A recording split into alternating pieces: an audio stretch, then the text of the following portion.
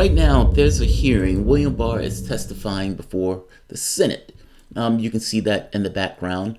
But also, if you turn on CNN or one of the other MSNBC, what I strongly suspect is they will be talking about the Mueller, saying that he didn't necessarily entirely agree with what William Barr put out in his summary report. As you know, before the Mueller report was released, Barr put out, I think it was a 4-page summary of the findings of the report. Noted no collusion, and Barr making a determination saying that Mueller left obstruction open. Both of those things were true. Mueller apparently sent the letter back in, I think this was in March. We have to go back in time for this. That he didn't quite agree with all of it, and that he requested that Barr release what Mueller himself had crafted, I guess his own summaries. Barr was well within his discretion to say no to this, and Barr was well in his discretion to release his own summary of the reports and the findings. I will read to you what Mueller said, and I just put it at the bottom of the video because I don't want the video to be too long. But I did want to notify or mention this because this seems to be the story of the day that they're breathlessly talking about. Something that took place back in March, and we are in May. Here's the catch. The Mueller report has been released. There have been several redactions in the report, but the Mueller report has been released. The breathless talking about this as if there's some sort of cover-up, which is what they're trying to get at, that Barr was a Trump guy. They would have never talked about Eric Holder like this. They talk about Barr like this only because he's Trump's guy, missing the point that Mueller and Barr are friends. Even in that letter, Mueller makes note that they were working on the redactions together. This is a nothing burger to me. This is a so what to me. This is a ditch that they continue to dig, trying to find some level of, there's something nefarious and sinister going on. The report has been released. If you wanted to make this argument on the day that Barr released this information, fair enough. Fair enough. Barr releases his redactions. It is absolutely news that Mueller releases his own information that he wants to put on it. Fair enough. But the report has been released. We are almost a month into the Mueller report has been released. You can open the report. You can read it. You don't have to rely on what Barr said. What they don't like is that Barr put out a characterization that didn't go in line with their narrative. That's what that is. Barr came out pretty strongly saying, look, there's nothing to see here. There was no collusion here, and the case of obstruction was open. That's true.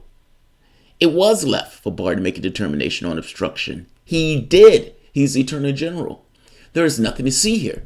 Did Donald Trump collude with the Russians? No. The answer is no. Definitively, no. Did he bitch about the fact that there was an investigation? Yes. Did he hate the fact there was an investigation? Yes. But why did he hate the fact there was an investigation? Because he knew there was nothing there. If you believe that somebody is doing a politically motivated witch hunt against you, what do you think is going to take place? If it's politically motivated, the reality doesn't necessarily matter, meaning there's a good chance of coming back with a verdict. That's not true, even though it's cloaked in its air legitimacy. Yes, I don't care who it is. If there is a political witch hunt against you, it behooves you to be concerned and worried. So, but my point is this. Just a very basic point. The media is digging on this. They've transposed this notion of, okay, he didn't do anything, immediately to this notion of, quote unquote, obstruction. And this is the thing that they're hanging their head on, missing the point that for the last 3 years, they've lied to their audiences, taking them down rabbit holes and trails of innuendo that didn't exist over and over again. It was just wrong. Instead of dealing with that fact, they've now moved into this notion of obstruction and further into there's a cover-up at the Attorney General's office. There's a cover-up. There's a cover-up. He released the report. Either way, Barr is in the background giving testimony. I got to be honest. I am moving on from the Russiagate stuff. To me, this was a nothing burger. This was 3 years of my life spent in conspiracy theory and innuendo.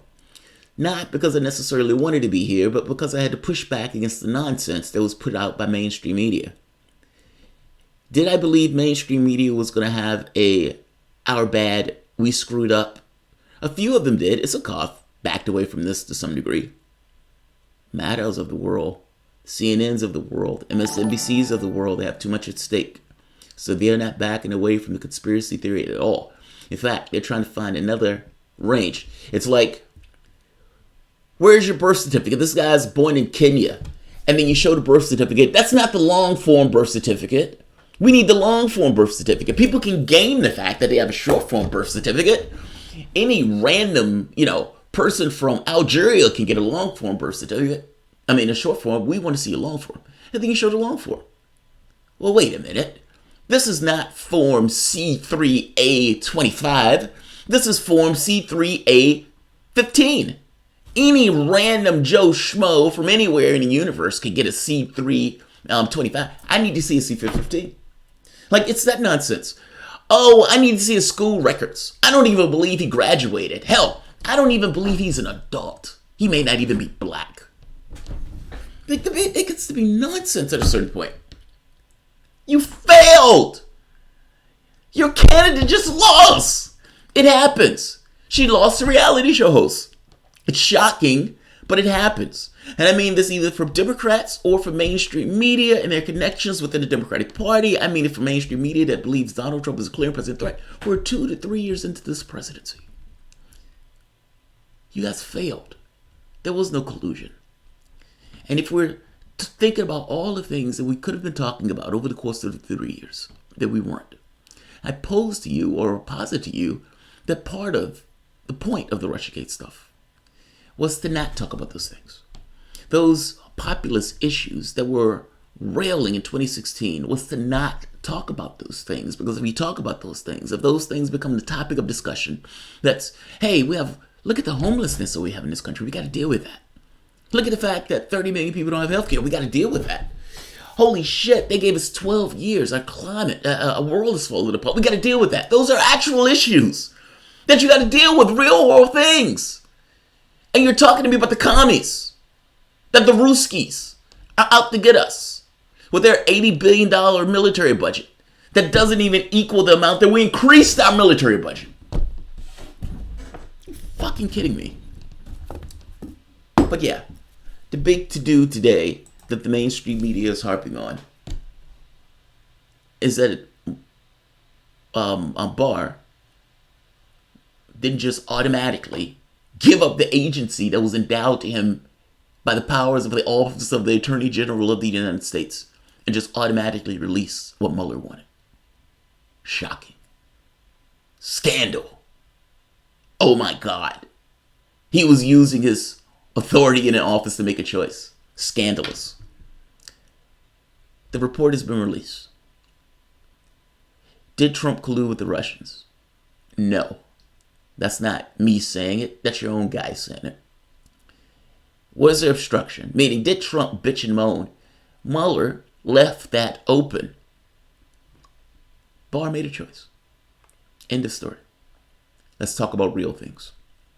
The obstruction is literally on something that didn't exist. Let's talk about real things. I'm over this. And I'm over this to the degree that I could be over this. But I would say this.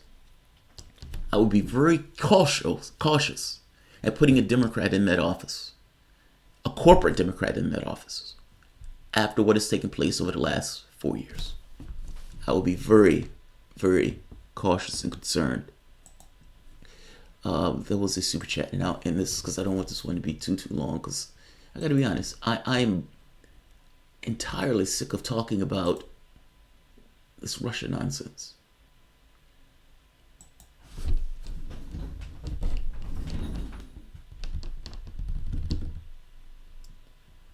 And Bard. He isn't the first Barr to get in a hot water in the last year. Even if they push for impeachment, it's already fruitless effort. If they manage to remove Trump, we'll get Pence and our elections remain as vulnerable and discriminatory as they were in 2016. Yes. Yes. Do you remember Tom Hartman came on and said the most, I guess, smart as Tom Hartman is? Sometimes, I swear, man, in order to pretzel himself for the party, he says some of the dumbest things. In making an argument, Tom Hartman is smart enough to know that if you get rid of Trump, you get Pence. He's a brilliant man. So he takes the other jump of the shark and said, maybe we can get rid of Pence. What? What are you talking about? Even if you want to go with this idea that Trump somehow obstructed justice into something that didn't exist, how on earth are you getting rid of Pence in all of this? If, by magic, you were able to get rid of Trump, let's say Trump had a heart attack and Trump dead, you get Mike Pence. Mike Pence is much worse. And I would even make the case that said Mike Pence may even be a worse outcome in regards to running in the presidential election. I think among all of the people, Trump is beatable. You spent the last 3 years demonizing Trump and populism and everything else, and Mike Pence is going to get in that office, and every last Republican, for the most part, is going to line up. I'm curious, and to be honest, I don't even know if that's true. We may be in a new paradigm where this notion of that the lines of debate has changed from this kind of just wings of the party to more so populism versus non-populism. Meaning Pence may have a hard time corralling the Trump supporters in the party in the same way that the Clinton wing of the party, the Bidens of the world, would have a hard time getting people who support Sanders to vote for him. I don't know what paradigm we're in, and I got to be honest, I'm not in the conservative circles, so I don't necessarily know how they revolve. I will say this. A Cory Booker could never get elected. Not because he's black. It's because he's a corporate Democrat. I don't know if the same thing is true for somebody like a Pence, meaning someone would revolt in the party if they go with somebody like a Pence over somebody like a Trump. I saw Ted Cruz get eviscerated by an audience that greatly disliked him and had an odd, strange, non-reality based belief in Donald Trump. So we'll see. I don't know. But yeah, this is over. Like, my concern is this. Sometimes things that propagate in the society itself can find expression. They've demonized Russia for all this time, and it wasn't the populist left. It was, the corporate left, the Democratic, the Democratic Party, the established order of things. Let's say it that way. That's went for this demonization. And if you put somebody like that in office, what does that look like in its expression in the office of the presidency, especially having control over foreign policy? So yeah, I will be very concerned about putting any random Democrat in that office, and be very clear that whoever you're putting in that office is not going to further propagate what we consider to be hostilities towards foreign governments, particularly in regards to Russia. 90% of the nuclear weapons on this planet are between the United States and Russia. I will be very concerned with putting any random Democrat, and for that matter, any random Republican in that office either. Very concerned. I'll end this here. Like I said, I didn't want this one to be too long, and this was just kind of an update of what was taking place. All right. If you guys enjoy the content, please feel free to share, like, subscribe. You can always support the PayPal or Patreon. Thanks all. This